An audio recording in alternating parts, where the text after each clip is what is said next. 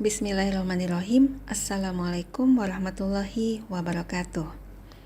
Teman-teman, pada kesempatan kali ini kita akan membahas sesi 3.4 dari buku A First Course in Mathematical Modeling karya Frank Giordano dan teman-teman. Nah, di pertemuan lalu kita sudah melihat beberapa model dengan bentuk Y sama dengan AX kuadrat ya, yang kita paskan ke data dengan menggunakan kriteria kuadrat terkecil.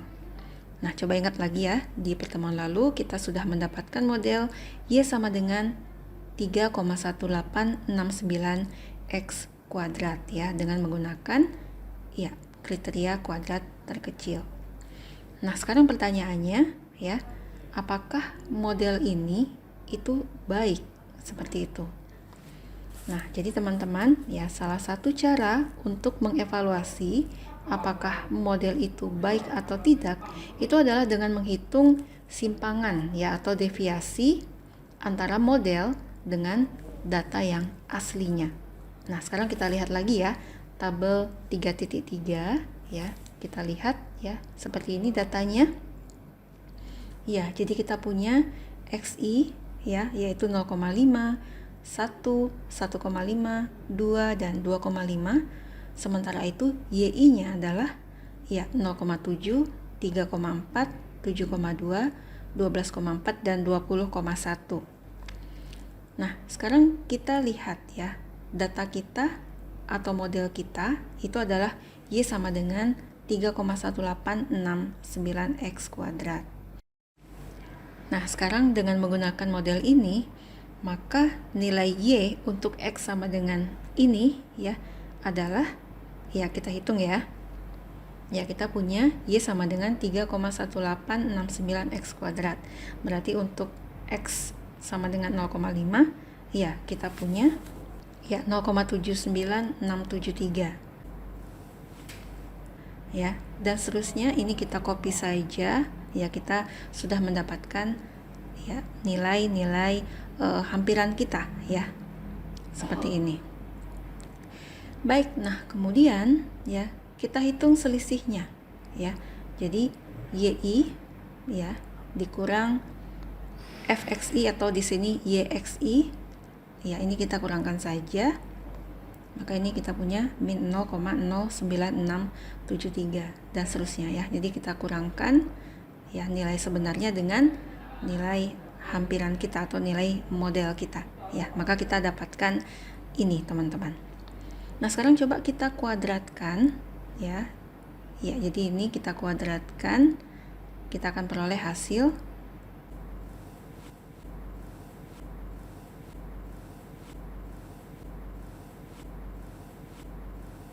seperti ini. Sekarang ya, kalau kita jumlahkan ya kuadrat dari simpangan ini ya, maka kita punya ya ini dia jumlahannya, yaitu 0,20954 ya, sama seperti yang di buku ya teman-teman. Nah, sementara itu ya D ya, kita bisa menghitung D itu adalah ini semua dibagi dengan banyaknya titik data, yaitu 5 ya, kemudian kita tarik akarnya ya, maka kita punya 0,204714 ya, itu dia nilai D. Kemudian kita juga bisa menghitung ya D max ya.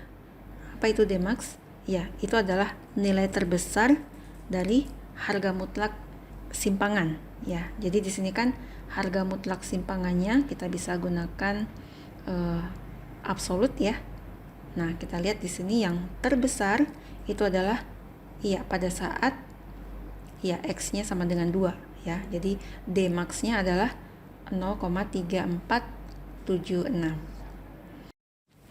Nah, di sesi 3.2 ya, kita tahu hubungan antara D dan D maksimum ya. Jadi kita punya D itu kurang dari sama dengan C max ya, kurang dari sama dengan D max ya. Jadi dalam hal ini kita punya iya D sama dengan 0,204714 kurang dari sama dengan C max kurang dari sama dengan 0,3476 ya, ini D max-nya. Nah, sekarang kita ingin mencari C max ya dengan menggunakan Chebyshev approximation criterion. Ya. Ingat lagi sesi 3.2 ya, teman-teman. Nah, jadi kita punya di sini 5 titik data ya. Jadi I dari 1 sampai 5. Nah, kita ingin meminimumkan nilai terbesar dari harga mutlak simpangan ya, atau harga mutlak RI, yaitu harga mutlak YI dikurang YXI, seperti itu. Nah, sebut saja nilai terbesar itu adalah R. Maka kita punya hubungan seperti ini. Ya, nilai mutlak RI kurang dari atau sama dengan R. Nah, ini ya kita selesaikan dengan menggunakan ya pertidaksamaan harga mutlak ya. Kita punya ekspresi min R kurang dari sama dengan RI kurang dari sama dengan R, atau yang ini R besar dari sama dengan RI ya. Yang ini ya R besar dari sama dengan min RI, seperti itu. Oke. Nah, R besar dari sama dengan min RI ini boleh kita nyatakan sebagai R ditambah RI besar dari sama dengan 0, dan R besar dari sama dengan RI ini boleh kita nyatakan sebagai R dikurang RI besar dari sama dengan 0. Seperti itu, teman-teman. Ya. Nah, kemudian ya, coba kita lambangkan ya model kita itu sebagai YX sama dengan A2X kuadrat ya. Kita ingin mencari A2-nya ya. Nah, sehingga dengan substitusi ya untuk tiap I dari 1 sampai 5, maka kita punya ya ekspresi R dikurang R1 ya. Itu berarti ya R dikurang dalam kurung ya di sini Y1-nya yaitu 0,7 ya. Kemudian dikurang A2.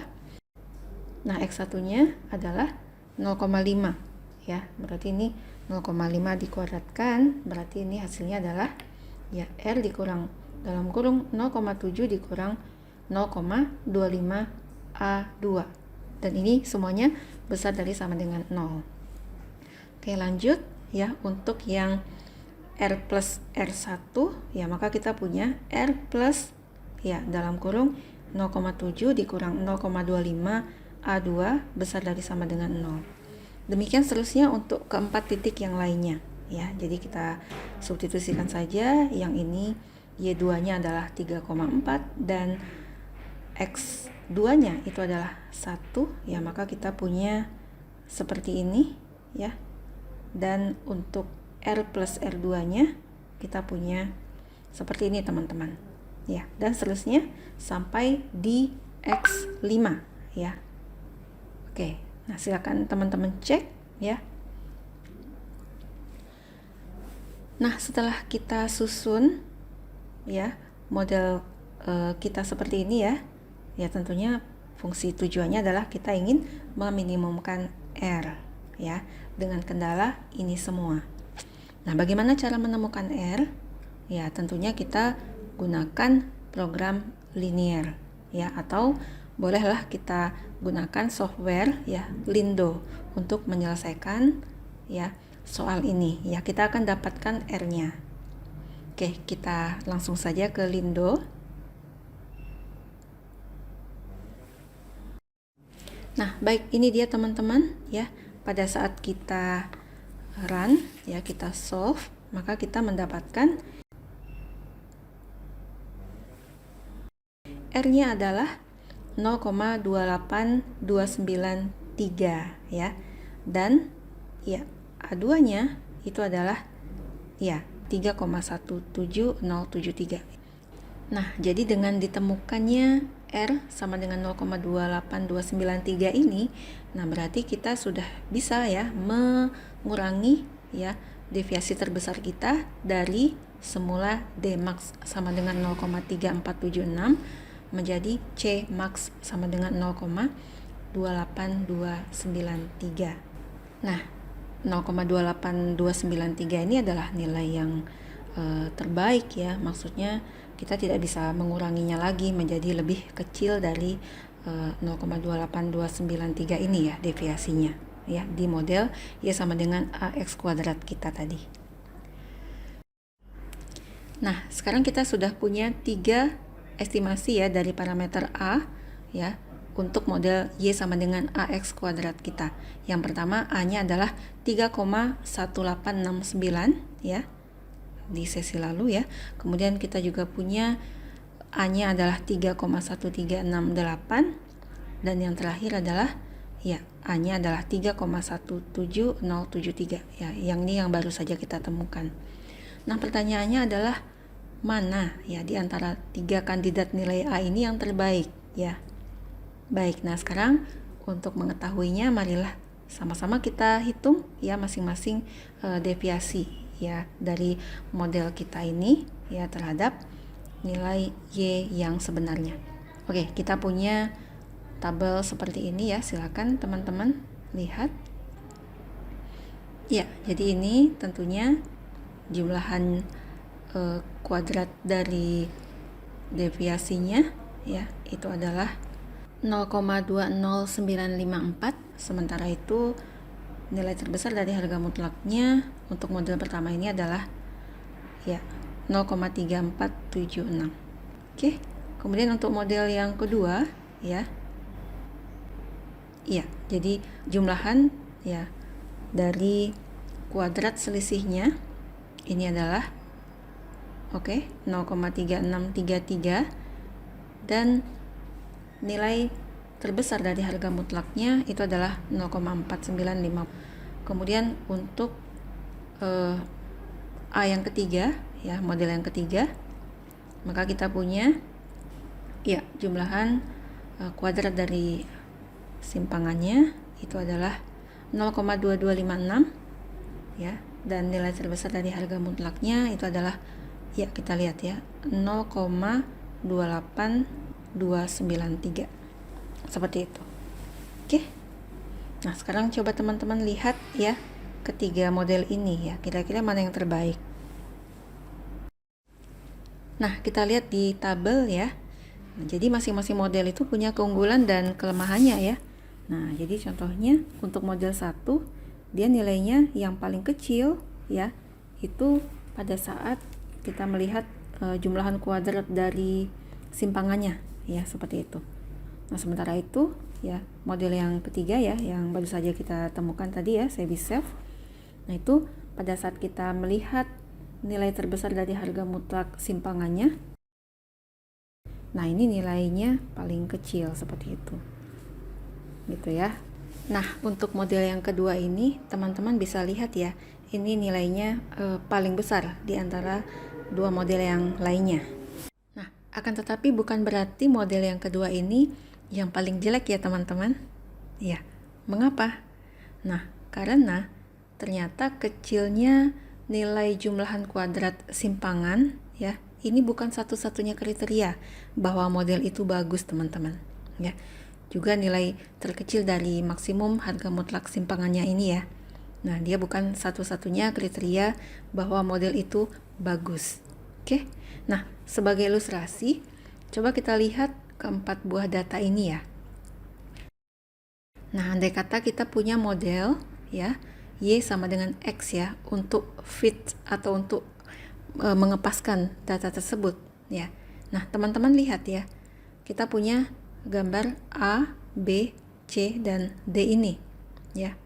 Nah, kira-kira mana yang memiliki nilai jumlahan kuadrat simpangan yang paling kecil?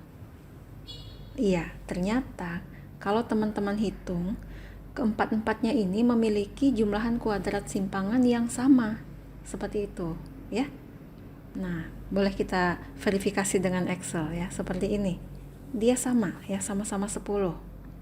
Nah, begitu juga dengan nilai terbesar dari harga mutlak simpangannya ya, yaitu 2 di sini ya. Nah, tetapi kita lihat coba gambar A. Nah, ini datanya menyebar ke sini ya, garisnya seperti ini ya, dia tidak sinkron ya. Jadi ibaratnya model kita itu tidak fit ya, tidak pas dengan sebaran data. Demikian juga yang B dan C. Nah, bagaimana yang D? Ya, yang D ini ya lumayan lah ya, dia yang paling mendekati ya dari segi tren seperti itu ya. Nah, jadi bisa kita lihat ya bahwa antara keempat model ini ya yang paling sesuai gitu ya, itu adalah gambar D ya. Walaupun keempat-empatnya itu ya memiliki nilai jumlahan kuadrat ya simpangan yang sama seperti itu. Gitu ya. Nah, apa yang bisa kita pelajari di sini? Iya, jadi yang bisa kita pelajari di sini adalah ternyata ya tidak gampang ya memilih model yang baik ya. Ternyata memang jumlahan kuadrat dari simpangan atau nilai terbesar dari harga mutlak simpangan itu bukanlah satu-satunya kriteria untuk memilih model yang baik ya. Jadi kita harus selalu melihat ya kasus per kasus dari data yang kita punya ya. Jadi jika memungkinkan ya selalu ya pertama kali itu kita harus plot data kita ya, lalu kita bisa melihat bagaimanakah data kita itu menyebar, trennya itu seperti apa. Dan jangan lupa ya tentunya model yang kita buat itu juga harus bisa menjawab pertanyaan ya, apa sebenarnya tujuan kita memodelkan. Oke. Nah, baik ya teman-teman, mungkin demikian saja pertemuan kita kali ini tentang choosing a best model ya. Semoga bermanfaat. Terima kasih. Assalamualaikum warahmatullahi wabarakatuh.